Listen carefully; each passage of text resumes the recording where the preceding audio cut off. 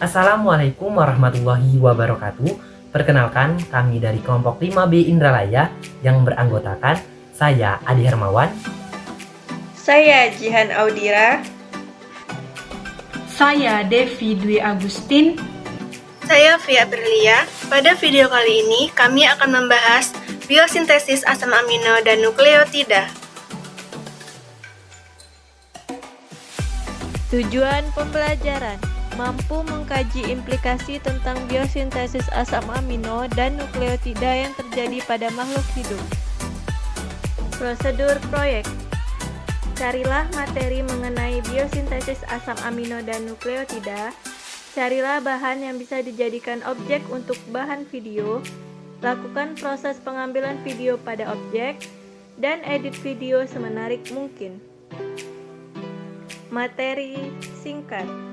Organisme hidup berbeda dalam kapasitasnya untuk mensintesis asam amino yang diperlukan untuk sintesis protein.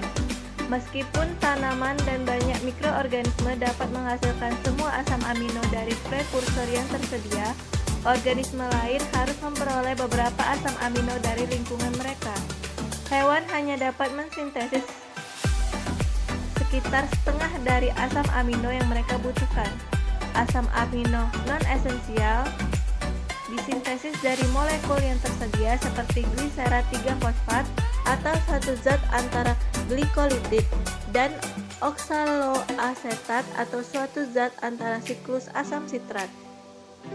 Asam amino yang harus disediakan dalam makanan disebut sebagai asam amino esensial. Jaringan mamalia dapat mensintesis NAA melalui jalur reaksi yang relatif sederhana. Sebaliknya, EAA harus diperoleh dari makanan karena mamalia tidak memiliki jalur reaksi rumit yang diperlukan untuk sintesisnya. Struktur umum asam amino. Semua asam amino mengandung atom C, H, O, dan N, kecuali sistein dan metionin mengandung S. Semua asam amino memiliki atom C asimetrik. Atom C di mana keempat tangannya memegang 4 kubus atau radikal yang berbeda sehingga mempunyai dua struktur 3 dimensi yang berbeda kecuali glisin. Atom C asimetris itu dikenal dengan sebutan pusat kiral. Dalam larutan, muatan asam amino tergantung pH. pH di mana asam amino tidak bermuatan disebut titik isoelektrik.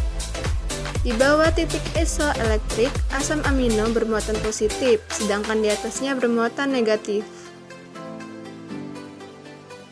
Klasifikasi asam amino berdasarkan rantai sisinya, berdasarkan dapat tidaknya disintesis oleh tubuh manusia atau hewan. Klasifikasi berdasarkan rantai sisi. Asam amino polar atau hidrofilik, mudah larut dalam air. Asparagin, glutamin, tirosin, serin, dan treonin. Asam amino nonpolar atau hidrofobik kurang dapat larut dalam air, yaitu glisin, analin, valin, leusin, isoleusin, triptofan, prolin, fenilalanin, sistein, metionin. Asam amino dengan R bermuatan negatif pada pH 7 atau bersifat asam, yaitu aspartat dan glutamat. Asam amino dengan R bermuatan positif pada pH 7 atau bersifat basa, yaitu lisin, arginin, dan histidin. Klasifikasi berdasarkan sintesis. Yang pertama, esensial. Asam amino yang diperlukan oleh tubuh dan harus diperoleh dari makanan sehari-hari, yaitu isoleusin, leusin, lisin, metionin, fenilalanin, treonin, triptofan, valin, dan histidin. Yang kedua, semi esensial, yaitu asam amino yang dapat disintesa tubuh tetapi kecepatan sintesa tidak mencukupi untuk mendukung tumbuh kembang anak yang termasuk arginin dan histidin. Yang ketiga, ada non esensial. Asam amino yang diperlukan oleh tubuh tetapi tubuh dapat mensintesa sendiri dalam jumlah yang diperlukan, yaitu alanin, arginin, asparigin, aspartat, sistein, glutamat, glutamin, glisin, prolin, serin, dan tirosin. Biosintesis arginin. Arginin diubah oleh enzim arginase menjadi ornitin dan urea. Sebagian ornitin diubah menjadi prolin dan asam glutamat yang dapat diubah menjadi asam ketoglutarat yang masuk siklus Krebs. Arginin pada anak-anak diperlukan untuk pertumbuhan badan karena kecepatan produksi belum optimal, sehingga diperlukan tambahan arginin dalam protein makanan. Biosintesis fenilalanin. Fenilalanin dapat diubah menjadi tirosin yang kemudian melalui beberapa tahap dapat diubah menjadi asam format dan asam asetoasetat. Reaksi pembentukan tirosin dan fenilalanin adalah reaksi irreversibel. Biosintesis fenilalanin terjadi pada organisme mikro dan dapat dibentuk dari asam fosfofenol, pirufat, dan eritrosa 4-fosfat. Melalui beberapa tahap reaksi dibentuk fenilpirufat. Fenilpirufat dengan reaksi transminasi berbentuk fenilalanin. Biosintesis valin. Valin dapat diubah menjadi suksinil-CoA yang kemudian menjadi ke dalam siklus asam sitrat. Biosintesis hanya terjadi dalam tumbuhan dan organisme mikro. Biosintesis diawali dari asam pirufat yang berturut-turut diubah menjadi aselolaktat, alpha beta dihidroksi isovalerat, alpha keto isovalerat, dan kemudian valin. Biosintesis histidin. Biosintesis histidin merupakan jalur metabolik terakhir untuk protein organik asam amino pada tumbuhan. Biosintesis ini memiliki hubungan dekat dengan metabolisme nukleotida, yaitu melalui prosursor ATP dan 59-fosforibosil 19 pirofosfat atau PRPP. Biosintesis ini dimulai dengan kondensasi ATP dan PRPP dikatalisis oleh ATP fosforibosila transferase atau ATP-PRT. Biosintesis isoleusin. Dalam metabolisme isoleusin mengalami reaksi transminasi oksidatif sehingga berbentuk asam keto. Isoleusin disintesis dalam organisme mikro. Biosintesis isoleusin dimulai dari asam alpha-ketobutirat yang dibentuk dari treonin. Melalui beberapa tahap reaksi asam ketobutirat diubah menjadi isoleusin. Biosintesis leusin. Leusin dapat diubah menjadi asam keto melalui reaksi transminasi oksidatif. Asam keto melalui beberapa tahap reaksi diubah menjadi asetil-CoA. Leusin adalah salah satu asam esensial yang disintesis oleh organisme mikro atau tumbuhan dari asam pirufat. Biosintesis metionin. Metionin dapat diubah menjadi sistein dan bersifat irreversibel. Homoserin yang terbentuk pada reaksi pengubahan metionin menjadi serin dapat diubah menjadi asam alfa-ketobutirat. Biosintesis metionin berasal dari asam aspartat. Asam aspartat ini dapat diubah berturut-turut menjadi beta aspartifosfat, aspartat fenildehida, homoserin setationin, homosintein, dan metionin. Biosintesis ini terjadi pada tumbuhan dan organisme mikro. Biosintesis treonin. Treonin mengalami metabolisme yang serupa dengan serin. Asam ketobutirat kemudian diubah menjadi provionyl CoA yang selanjutnya diubah menjadi suksini-CoA. Treonin juga dapat diubah menjadi glisin dan asataldehida dengan cara pemecahan molekulnya. Reaksi pemecahan molekul treonin ini berlangsung oleh enzim aldolase treonin dan piridosaltosat sebagai koenzim. Biosintesis treonin berasal dari asam aspartat melalui beberapa tahap.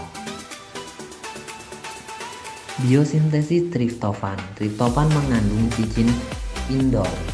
Metabolisme triptofan melalui jalur kinurenin antarnilat, yaitu suatu metabolisme molekul tahap reaksi yang menghasilkan asam ketoadipat yang membantu asetoasetil-CoA. Metabolisme kinorenin dan asam 3-hidroksi altamilat merupakan senyawa antara triptofan, juga dibantu dari reaksi fasfenolpirufat antritosa 4-fosfat. Biosintesis alanin. Alanin dipindahkan ke sirkulasi oleh berbagai jaringan, tetapi umumnya oleh otot. Alanin dibentuk dari piruvat dan dioksaloasetat oleh transminasi dari glutamat. Proses ini dinamakan siklus glukosa alanin melalui kerja enzim alanin transaminase. Ada dua jalur utama untuk memproduksi alanin. Yang pertama secara langsung melalui degradasi protein. Yang kedua melalui transminasi piruvat dengan bantuan enzim alanin transminase atau ATL, atau juga dikenal sebagai serum glutamat piruvat transminase SGPT. Glutamat ditambah piruvat beta ketoglutarat dan alanin. Biosintesis serin. Metabolisme serin berlangsung melalui reaksi deaminasi yang menghasilkan asam piruvat. Jalur utama untuk serin dimulai dari intermediat glikolitik 3-fosfolgliserat. NADH dehidrogenase mengubah 3-fosfogliserat menjadi sebuah asam keto, yaitu 3-fosfopiruvat, sesuai untuk transminasi subsekuen. Aktivitas aminotransferase dengan glutamat sebagai donor menghasilkan 3, yakni fosfoserin yang diubah menjadi serin oleh fosfoserin fosfatase. Metabolismenya menggunakan treonin aldolase selaku katalis. Biosintesis aspartat. Biosintesis aspartat seperti halnya glutamat. Aspartat ini disintesis dengan satu langkah sederhana melalui reaksi transminasi dibantu dengan kerja enzim pengkatalis, yaitu aspartat aminotransferase. Reaksi ini menggunakan analog asam ketoaspartat, oksaloasetat, dan glutamat sebagai donor amino. Selanjutnya, aspartat juga diturunkan dari aspargin dengan bantuan asparginase menjadi aspartat. Ini akan menjadi senyawa turunan untuk jalur biosintesis lisin, metionin, treonin, dan isoleusin pada tumbuhan. Biosintesis glutamat. Glutamat dibentuk dari amonia dan alfa ketoglutarat, suatu senyawa antara siklus asam sitrat melalui kerja L-glutamat dehidrogenase atau GDH. Alfa ketoglutarat dan amonia membentuk glutamat dengan bantuan tenaga produksi, yaitu NADPH. Reaksi ini merupakan dasar penting dalam biosintesis asam amino karena glutamat merupakan donor gugus amino dalam biosintesis asam amino yang lain melalui reaksi transminasi. Biosintesis aspargin. Pembentukan asam amino aspargin berasal langsung dari prekursornya, yaitu aspartat dengan dikatalis oleh aspargin sintase. Biosintesis prolin. Prolin disintesis dari glutamat atau omitin. Prolin disintesis dari glutamat direduksi menjadi dioksida dengan bantuan glutamat kinase dehidrogenase. Kemudian metabolisme ini mengalami penutupan menjadi pirolin 5-karboksilat dan reduksi lebih lanjut menjadi prolin dengan bantuan enzim prolin karboksilat redukase. Prolin adalah penghambat alosterik pada reaksi awal biosintesisnya.